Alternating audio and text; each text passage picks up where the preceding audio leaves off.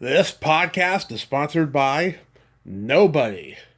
Hey dudes, welcome to Splat from the Past, the only 80s themed horror sci-fi show where things can get totally radical. Did I sound like I had hiccups just now? I'm sorry. Getting old sucks. But I am going to be talking to Maysie Hoy again today. She's coming back on for the third time. She's an amazing editor in Hollywood, and she was a production assistant on Robert Altman's Nashville, which we talked about in the first interview a little bit, but today we're going to go more in depth for the 50th anniversary of Nashville, one of the greatest movies ever made.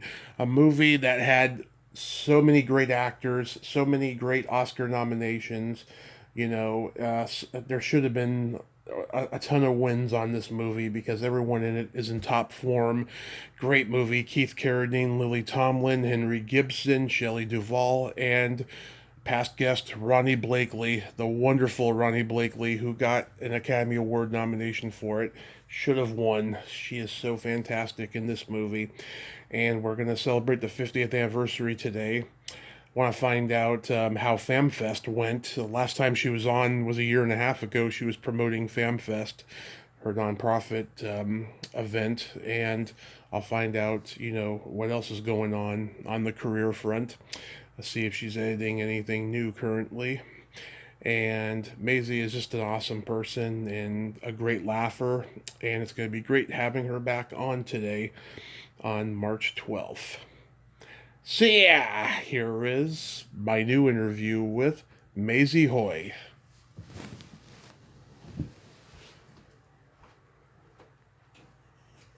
Hey Maysie, welcome back. How are you today? I'm doing good, thank you.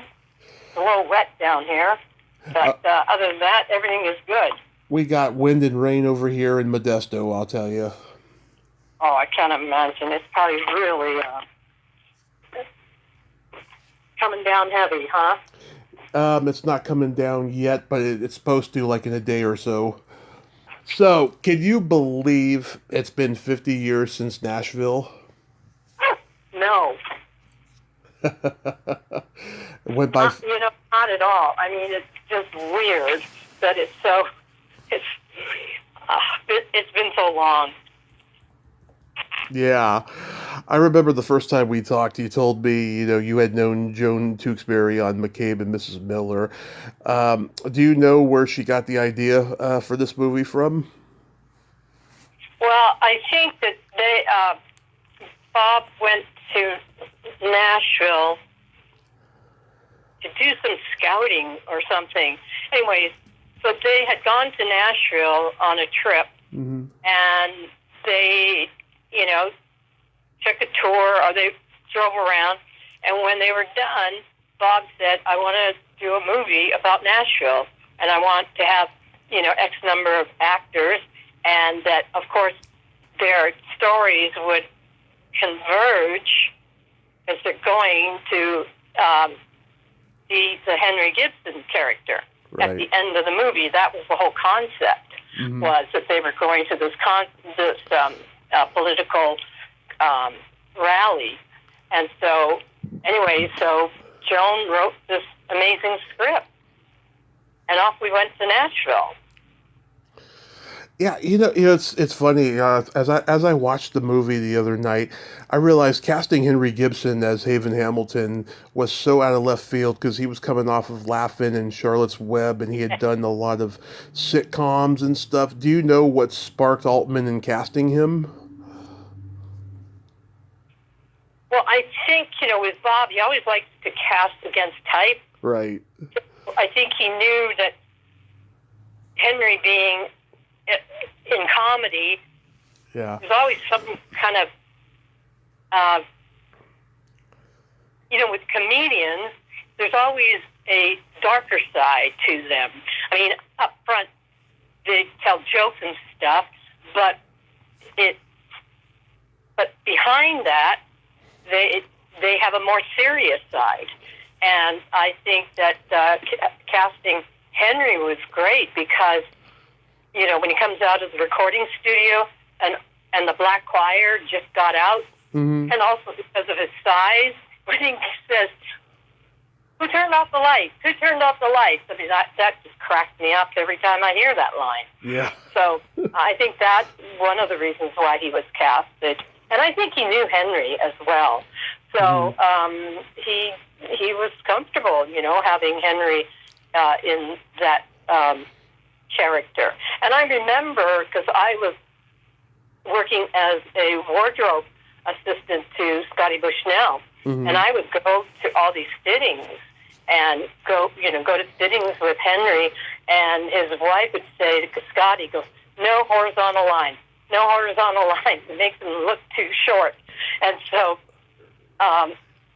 with his wardrobe, that was not the case. His wardrobe was gold and white, I believe. So everything about him was white. Yeah. Well, it's funny. There's a lot of actors that play against type in this movie. Alan Garfield, he was always usually a mob guy or a cop, but he really looks like a sleazy music guy in this movie. Yes. Oh, he just, like, you talk about method acting. Yeah. He really got into that, character. And especially with Ronnie Blakely. I mean, Ronnie Blakely in this whole movie was so vulnerable, and that really worked, to her advantage, especially the character. And so how, you get the sense that he's taking care of her, but he's sort of like a bull in a china shop. Right. So, yeah, he was really great. And Shelley Duvall, who's been in like 3 or 4 movies with Bob, and she was just perfect. And of course, they dressed her in all these wacky outfits. Yeah. And she was great. I mean, the whole movie had so many layers to it, Yeah. So were those sideburns of Henry's real? Yes. Yes. They overshadow his performance a little bit. Sort of like bigger than his face, right? Yeah. They're perfect. They're perfect. Elliot Gould has a cameo in the movie, and obviously he had done like 3 other movies with Altman. But do you know how he came to have a cameo? He was visiting the set. Oh, okay. Julie Christie was visiting the set for some reason, and he put them both in the movie. I mean, he didn't write a part for Elliot. He just happened to be there. And he goes, okay, you're in the scene. And so that's how Julie and Elliot wound up in the show. Yeah, he's hilarious. He's great at doing comedy, obviously. Like in MASH, when they crash the army hospital, and he tells the older nurse to get him a nurse that can work in clothes without getting her tits in his way. It's comedy gold. Yeah. Wow. So they just so did he like improvise his dialogue, or was some stuff written for him? Oh, it's always improvised. Okay. I mean, he didn't write anything for Elliot because Elliot had worked with him on MASH and The Long Goodbye. Mm-hmm. He just knew what he needed to do and just be in the scene, and Bob let him go. Yeah. Say what you say. Be that character. Was Julie Christie already scheduled to be in it? Nope. Julie wasn't either. She just happened to be in Nashville for some reason. That's interesting. That's really interesting. Yeah, I mean, as we said before about Ronnie's singing dues is magical, but yeah, you're right. Her overall performance is amazing. It's no wonder that she was Oscar nominated, because during those scenes where she's in the hospital, we get to see a side of Barbara Jean that the public doesn't see, in that, she's as flawed as anybody is. But yeah, she's so vulnerable, and she paints her toenails in the hospital. Right. Yeah. I mean, she just... Yeah, the rivalry between her and Karen Black, that was sort of an interesting dynamic that Bob threw in there. And that just sort of, kind of heightened her vulnerability that, well, also the Alan Garfield, character, was also protecting her from Karen Black. So Right. it's those movies have so many layers because you have so many you have a dozen different characters, and so you could draw on almost you can set up situations between all of them, and it all works. I mean, when Shelley, when Keenan Wynn comes and picks Shelley up, it's just like she just ignores him. I mean, that to me was one of the sadder stories because he was trying so hard to be in her life, and she just was like in her own world. And I thought that relationship worked really well. And then, Geraldine, when Geraldine got into the bus garage, Yeah. she's walking through the buses, she made that up. That was not written. Wow. She just made that whole scene up. All those lines she made up. Mm-hmm. Wow. It really was. Wow, that's amazing. Yeah, Jeff Goldblum plays the tricycle man. He was coming off of playing the rapist in Death Wish at the time. Oh, really? Yeah. Yeah, on California Split. That was the first time. I was one of the first people that he met because I was there on the set when he showed up, Yeah. And he was cast in the California Split part because Bob had seen him in Cafe La Mama, New York, and then he was perfect in Nashville. Yeah. Doing all the tricks. That was great. Yeah, he was. Yeah, go ahead. And he was like a young kid in his early 20s doing these movies, and he was just well beyond his years. Yes. And when they're leaving the airport, and that van runs through the oh my God, the arm that comes down, that was real because the Teamster wasn't going to get left behind. He just mulled through that, and that whole thing just snapped. And of course, it's in the movie. Yeah. Wow. And God, I mean, Shelley, I mean, we got to talk about her because she passed recently. Yeah. I mean, she was just magical, I mean, everything that I ever saw her in, I loved her in, and I watched Fairy Tale Theater when I was growing up, and I loved her in that, and she just impacted a lot of people's lives because she was this beautiful, quirky, eccentric actress who had so much love in her heart oozing through. Well, the thing about Shelley, once again, there's this vulnerability in all her performances, and her acting is truly at the moment, She wasn't thinking about the future or the past. She was living in the moment. And so that's what made her, very, very special. And she was just, I got to know her on Three Women and just really loved her because we would get together. Me, Belita, Sissy Spacek, the four of us would get together at least once a week when we were on location, and we get together and have dinner together because we were all the same age, And so, and also by then I had known Shelley through McCabe, and then being around Bob's office, she would come in all the time. And so that I think she admits that, when she did the Stanley Kubrick movie. Oh, The Shining. Yeah. That's when she even admits, that's when she started having her breakdowns. Yeah. Because of what he put her through. And, and then, you know how Bob met Shelley, don't you? No, I don't. Oh, okay. So, okay. He was in Houston doing casting for Brewster McCloud. Okay. And one of the location guys said, hey, you know what? There's this artist that I think we should go take a look at his work because he's up and coming. And so they go to the artist's house, which was Shelley's ex-husband. Okay, they were living together, and when the three of them, Bob, Tommy Thompson, and I think Jim Margolis, when they came through the door, they go, "Oh my God, it's a bunch of narcs." Yeah. Because just the way they were dressed, right? Yeah. And they go, "Oh my God, we're going to get busted."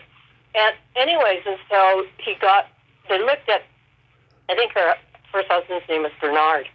They looked at his painting, but then when they saw Shelley, Bob just fell in love with her. Says, "Okay, she's going in the movie," because she had the look, right?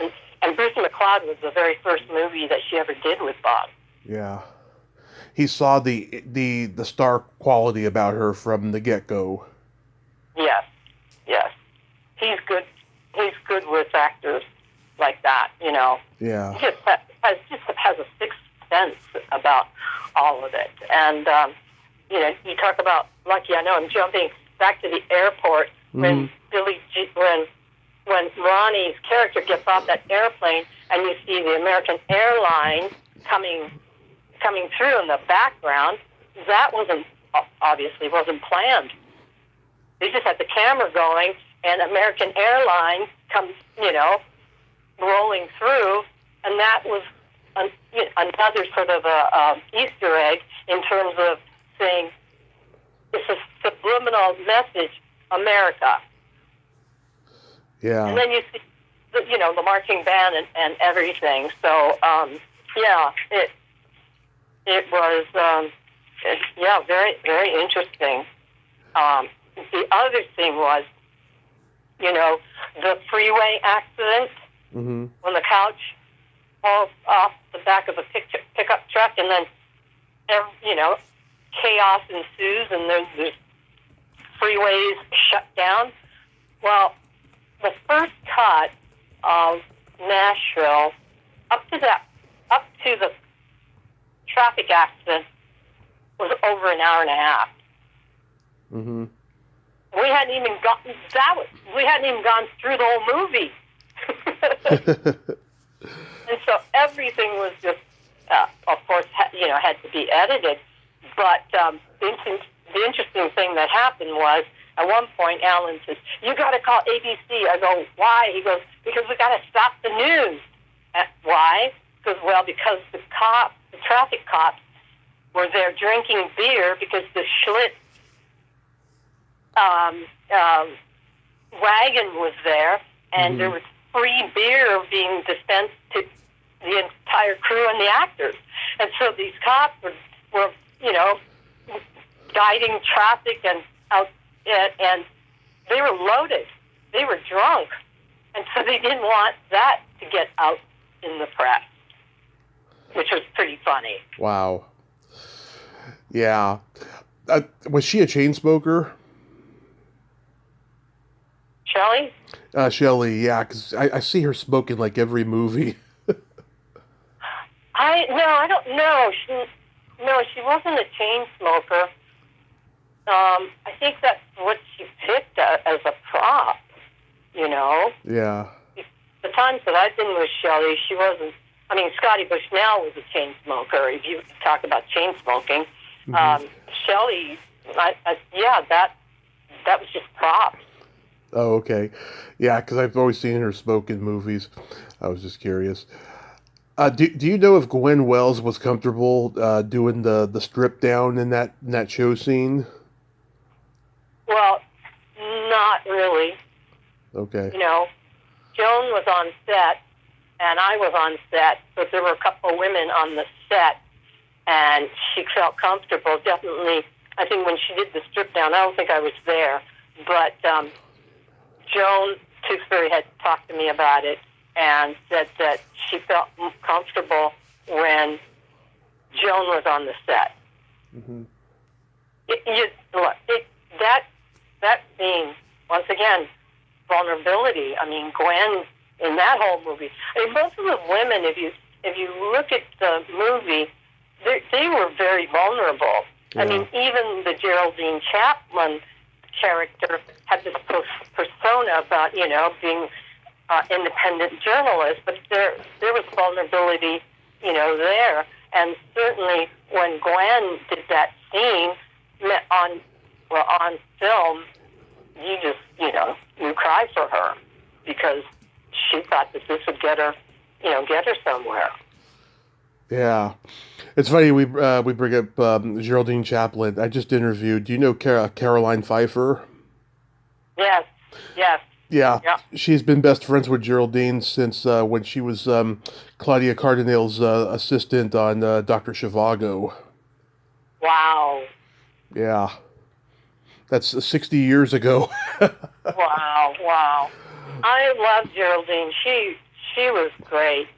She was just great. I mean, one day we're in the hair and makeup, okay? Mm-hmm. And she comes in, I go, what did you do to your hair? She said, well, when she walked in, it was just like dripping in oil. Mm-hmm. And it just looked horrible. She goes, well, I bought this product that was supposed to be really good for my hair, and I put it on, and I can't get this oil out. She goes, I even used, like, Ajax. It wouldn't come out. So, like, oh, my God. And so the hairdressers had to help, get this oil out of her hair. And, but she was great. Yeah. And she looks just like her dad, too. Yes. Her dad and her mom, my God, Mm-hmm. Yeah, she's very down to earth. She, especially with her lineage, that you would think that, she'd be more aloof. But no, she was there every time, we were watching dailies and things like that. And so very relatable. Yeah, it's funny when I watched Lily in the movie. It's hard to separate her from comedy because I'm always expecting her to make a funny face or do something funny or play a character or something, but she plays it so straight to be this housewife who's not satisfied with Ned Beatty, and she's got a deaf son, and she cheats on him for Keith Carradine, who, by the way, he had a nice ass, I have to say. Well, that was 50 years ago. We all had a pretty nice ass. Yeah. But she's so great in it. I think she should have won the Oscar that year. Oh, definitely. Once again, she's a comedian, but when you put her in a serious role, I mean, there's this thing. If you're doing comedy, you want to do it straight. You want to believe in it, and you want to play it dramatically, so that the comedy comes through. And if you're playing dramatic scenes, you can inject comedy in there, because then it's more believable instead of mugging. Mm-hmm. Where a lot of people mug when they're doing comedy, but the really good ones are the ones that are committed to the scene and to the words. And she was great. Yeah, again, playing against type. Yeah, exactly. And he got the idea of the deaf kid because remember Louise Fletcher, who was yes, yeah. She did sign language for her parents when she won her Oscar. Yeah, and so he knew Louise from back then everybody knew everybody that Hollywood crowd. Yeah. And so he got that idea from Louise, was that, Lily's going to have these deaf kids, and she's the only one that knows how to communicate to them, because Ned didn't. Her husband didn't know what the heck they were talking about, right? Yeah. I know, and I kept saying to myself, wow, is he really deaf, And I found out that he was, and he had been in another Altman movie before that, right? The kid? Yeah, he was in 2. I think it was California Split. He was in it. Oh, I don't remember, but he probably was. Yeah. Yeah, I hope he's still alive. Yeah. Jeez. You know. Years. Gosh. Another guest of mine was in the movie, Patrick Reynolds. Yes, He he was performed. going Shelley at that time. Yeah, yeah. He told me about his friendship with Robin Williams and everything. I mean, we went really deep in that interview. This was back in 2019 when I was still figuring out how to do this, and I remember he really opened up to me in that interview. Wow. Yeah, very nice guy. He's a total class act. Yeah, yeah. He was always, friendly to me and to the crew. I see him on Facebook. Oh yeah, I'm connected. I'm connected with him too. I love how the movie opens. It has the old black and white Paramount logo, and then the cast is mentioned by name by the radio guy. I love how Altman would always fuck with movie conventions by doing stuff like that, like the PA announcer at the end of MASH doing the credits of everybody's names. Exactly. Yeah. Exactly. Well, the logo, all those logos that came up. So Bob sitting in the projection, in the little theater in the back of his office, and he was watching dailies, or he was watching the titles. They projected the titles for him, and he noticed that there was a reflection on the screen, and he said, "Okay, guys, that's what I want, and I want you to take the negative of Paramount." The Paramount logo, and I want you to screw it up. And they go, okay. And so those boys took that negative, walked it all over the floor, dragged it, scratched the hell out of it. And so that's why that logo looks really crappy. So another joke, right? Inside joke. Yeah. Yeah. Do you remember the movie Willard? Yes. The way the movie opens, right? Daniel Mann had been a director since the 40s. And so he opened this movie with almost like a 1940s opening. It's got happy-go-lucky, swing band music, and the credits are very fast-paced, and you see, every credit, just like at the beginning of old Hollywood movies, and then it just turns into this dark story about an outcast who loves rats, and he kills people with them. It's like stuff like that. I like that when people pay homage to old Hollywood in opening credits like that. It's really awesome. Well, the opening credits to Bruce and McCloud. Mm-hmm. That is a great opening because once again, it comes off the Astrodome, and then this woman, this teacher, who's Margaret Hamilton, right? Mm-hmm. Wicked Witch in Wizard of Oz. She's the teacher trying to control these black kids to sing the national anthem. And so, anyways, she's not happy with them, and she goes, "Let's do that again." And then you see the title start back up at the Astrodome, and it comes back down. And, he's basically replaying, and she's sort of giving direction to the camera. And so it's that kind of innovation, creative mind that Bob had that made everything just interesting. It wasn't just normal. And then when the camera settled, the choir decided to sing the Black National Anthem instead of the Star Spangled Banner. Yeah. I had no idea that Dave Peel passed away. He was actually on my list of people to reach out to this year, but I found out he passed in 2017. Wow. Yeah. Sad. Yeah, because, right, he was in Nashville. In fact, my husband and I were talking about him the other day. Mm-hmm. And, yeah, he was a good guy. Mm-hmm. And wasn't he in a band? He was in a group, wasn't he? Like a folk singing group? I'm sure he was. Yeah. He probably came from a folk music band. Right. I don't know if it was the Kingston Trio or not, but I think you're right. Yeah, I think so.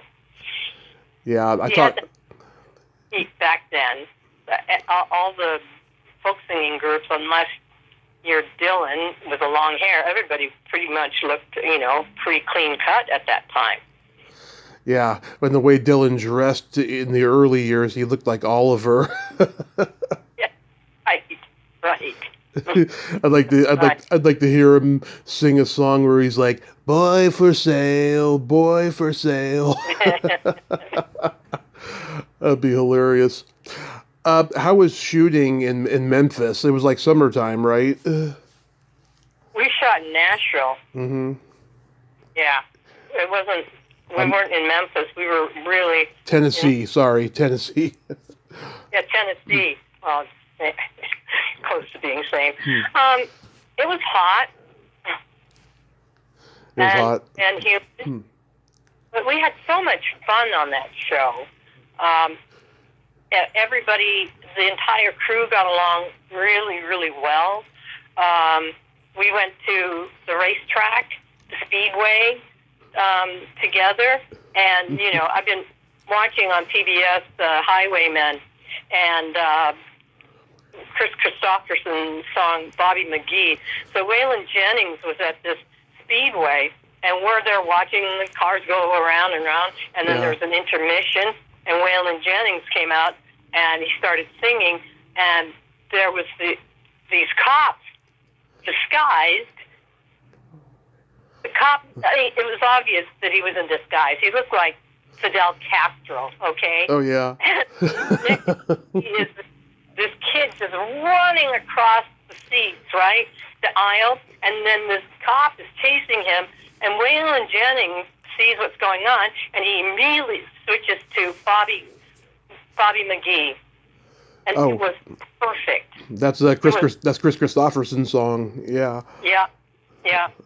So, I mean, to me it was sort of an eye-opener, because I'd never been to the south of the States. I mean, I lived in Canada most of my life, and then I came down to LA, and this is like the first location I was on. And like I said, we just had a lot of fun. Yeah, you were lucky you got to do something amazing like that. Well, what was also amazing is, if you look at the credits, he brought all the PAs down from LA. He didn't. I think maybe they hired one or two people in the office from local hire. But if you look at the upfront credits, he lists the production assistants. Yeah. And my name's up there. Mark Eggenweiler's name is up there, and he happened to be Bob Eggenweiler's son. And so, look, I'm really fortunate that once again, that I've been involved in a couple of classic movies of Bob's, and that by far was the pretty much best time we had. Were you guys disappointed by the box office returns? Well, yeah, I think he was, because at that time in Bob's career, people didn't take his film seriously, because he had all this overlapping dialogue that was going on, and all these characters. Now, Nashville is like an iconic movie. And back then, the audience, Pauline Kael was the one that loved it, that kept it in the theaters. And if it wasn't for her, it would have even got a shorter shelf life. Yeah, this movie came out 1 week before Jaws, which, was the biggest game changer in the history of film, as far as box office blockbusters go for the summertime. And I think Rollerball came out that same weekend or the week after, and that movie did well as well, but not as well as Jaws. But I think this movie should have been one of the biggest hits of the year. Oh, absolutely. I mean, yeah, Jaws, like you said, it changed the whole dynamic of what movies we were going to see. And also, well, the other one as well. So, but when you think back on what it took to make this movie, he made it under, I think, $2 or $3 million. I mean, it wasn't like a lot of money. Yeah. And everybody was paid scale. Some of the more well-known actors got 10% over scale, but everybody worked for scale on that show. And it was a complete union show. Yeah. I've been on an Altman kicker lately. I had Ken Primus on last week from MASH when we talked about that. And this Friday I got Julie Janney from the Steinettes coming on to talk about health and Popeye. Oh, cool. Yeah. I'm looking forward to that one. So last time we talked, you were promoting FamFest. How did that go? Well, it went really well, and I helped raise close to $30,000. Mm-hmm. And so FamFest is going to happen in October, and then April 5th we're having our main fundraiser, Black Tie Gala, April 5th, and that's sort of a sit-down silent auction, and that should be fun. So we're gearing up for that. But I love doing the FamFest because whatever I can do to help these kids, that's my objective. Because right. Ages ago, before I met Lisa, who was the executive director of Camp to Corazon, I used to give money to all these other big charities, and I know that 3% goes to charity and the rest goes to administration. Where this is really a grassroots organization, and the whole charity is run by 4 women. Right. And it's still going strong after all this time. So it's very close to me, and I try my best to get all my friends to donate, and I'm lucky because the people that I know are in the business, and when they're working, they don't mind donating. In fact, they ask me every year, so when's FamFest? So, well, it's happening again in October, so yeah. That's awesome. That's so awesome you're giving back. I mean, we're in this weird time right now politically, and I'm scared. This is the most scared I've been in a while. I mean, during the pandemic, I was pretty frightened, but right now, I'm just like, oh my God, it's like time is ticking fast. Well, I think, yes, most of my friends feel the same way. It's just, every day you see the news, and now you can't even get away from it. Everywhere you turn, you see something crazier and crazy. The whole, it's like living in an upside down world right now, I feel. And I just hope that we make it through. I saw someone post recently, I managed to go a whole day without watching the news. I feel so much better. Yeah, right. That's why I watch cooking shows. Oh yeah, you watch cooking shows? There's no violence in cooking shows. No. Unless the fish or the chicken, Yeah. Well, at least they're not showing them catch the chicken or the fish. Right. Oh my God. But it's really difficult. And also, with the fires that happened, the Pasadena fires. The worst. Then on the 14th, the Eddies, the ACE Editing Awards, are on the 14th of March, and I don't know if you know, but I'm getting a Career Achievement Award. Oh, I did not know that. Congratulations. Thank you. So it's going to be a special day for us because we were supposed to have this event in January, like January the 14th or 15th, and then the fires happened, and the board decided, look, we can't celebrate. We can't do anything because so many people have been hurt and so many of our members lost their homes. And so now this event is sort of a fundraiser as well, and to help the people that have lost their homes. I mean, it'll be something. And so I'm just proud to be part of an organization that, thinks about their members. I mean, the Editors Guild also has been raising money in their hardship fund to accommodate, to help people. Well, in this business right now, it is so slow. I know a lot of people that are retired, and a lot of people that can't get work, haven't worked in a year or two. And so a lot of them are, close to that age of retiring, and they go, what the heck? I'm just going to pull my pension out and forget about it.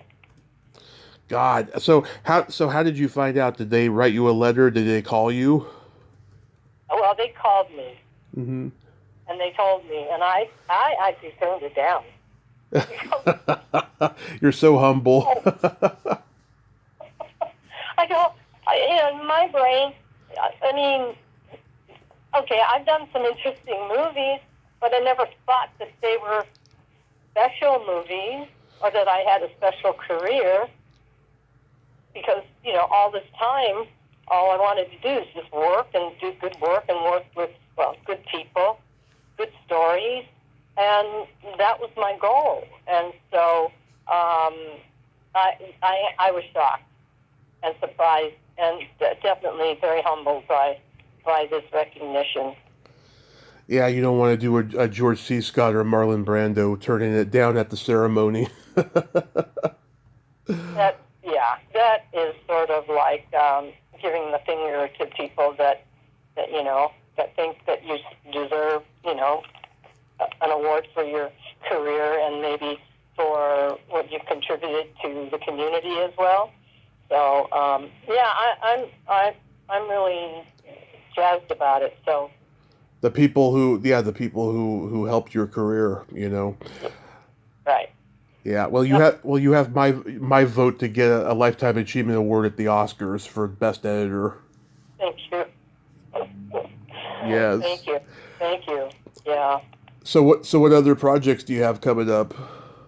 Well, I'm finishing a project called R&B. It's actually Ruth and Boaz, and it's a story taken from the Bible. I'm working with Devon Franklin. Nice. And in association with Tyler Perry's company. And this is it's a faith-based movie, and it's a romance. It's got a little comedy in it, but really, I mean, good acting. The actors, the two leads, my God, the camera loves them so much, and there's so much chemistry between them. And so I'm finishing that in the next couple of weeks. Yeah, we're going to be finaling before the end of the month. It's so much easier now editing than it was 50 years ago, right? Oh my God! Just the idea of a moviola or an 8-plate chem is just. I mean, after I did a show on the Avid, and then I was asked to help on a show that was on film. It was horrible. It was horrible because, on the Avid you can make a copy of your version and then, work on version 3, but you still have version 1 that you put together. Yeah. And so on that show, I made a cut, and the director loved it, and then he wanted to try something else. Well, what happened was, I don't remember what I did. I mean, I kind of remember, but not cut for cut.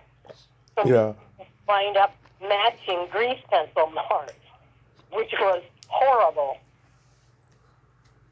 And I mean, that's the downside of it. I mean, the good side of Avid is that you get to keep different copies, and the accessibility to the dailies is much quicker, so that you just click on on a scene, and you go, okay, that line's not there, or that look isn't there, and then just move on. Instead, you put the roll onto the cam, thread it up, wind it around, look at it, and go, oh, God, okay, fine, it isn't here. Is it in all? How about 5 more reels that you got to look through, right? Yeah. It's very cumbersome. Yeah.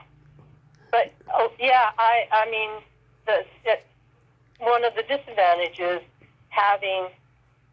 being able to cut quickly is that they think that you can cut faster, and so schedules get crunched. Well, film still goes at a certain speed. Your brain thinks at a certain speed, and to me, it'll be done. I mean, I cut quite quickly, but in a way, it's just like it's going to be done when it's going to be done. You want something good, or do you want something slapped together? And I've come to realize that the really good directors give me time to do my thing, because they know that at the end of the day, I'd say 80% close to what they want. Nice. I have a couple jokes for you. Okay. Why did the blonde have a purple belly button? I don't know. Why did the blonde have a purple belly button? Because her boyfriend was also blonde. Oh, God. And since it's St. Patty's Day coming up, how many Irishmen does it take to screw in a light bulb? I don't know. How many Irishmen does it take to screw in the light bulb? 3. 2 to hold the light bulb, and 1 to start drinking till the room spins. That's a good one. Thank you. Yeah, my uncle told me that one. We were like part Irish on my dad's side of the family. My uncle told that one. That's like one of our absolute favorites. Now that is good. I like that one. Oh yeah, you could tell that one at parties and stuff. I'll tell both of those. Maysie, I love you. Thank you so much for coming back on and celebrating 50 years of Nashville with me today. It's still a masterpiece. Well, thank you, Tommy, just for thinking about me, because that movie is very dear to my heart, and I love watching it, and I love telling people about it, and hope that it gets another, run at it. So. Yes. Congrats on the award. Please post Thank a picture you. After you get it. I'll take pictures. I'll send it to you. Yes. Let's talk unrecorded soon, and be safe out there. Okay. You take care, okay? You too. Okay. Bye. Okay. Bye-bye. Well, there you have it. Maysie Hoy, ain't she a sweetheart? Oh my God, I can't believe she's winning this Lifetime Achievement Award. I'm so friggin' happy for her. Couldn't happen to a nicer lady and a better editor, I'll tell you. And yeah, it's the whole landscape of editing is different now, and it's changed for the better. And I'm so glad that she has an easier job with it now, and that she's won that award. And if you haven't seen the movie Nashville, go watch it. It is a treasure of a movie. If it wasn't for this movie, there'd probably be no Paul Thomas Anderson's Boogie Nights or Magnolia. I mean, it was a big influence on Paul Thomas Anderson. Go take a look and watch it. Well, until next time, this is Tommy Throwback Kovac saying, there's no shame in living in the past, because the present sucks. Later, dudes.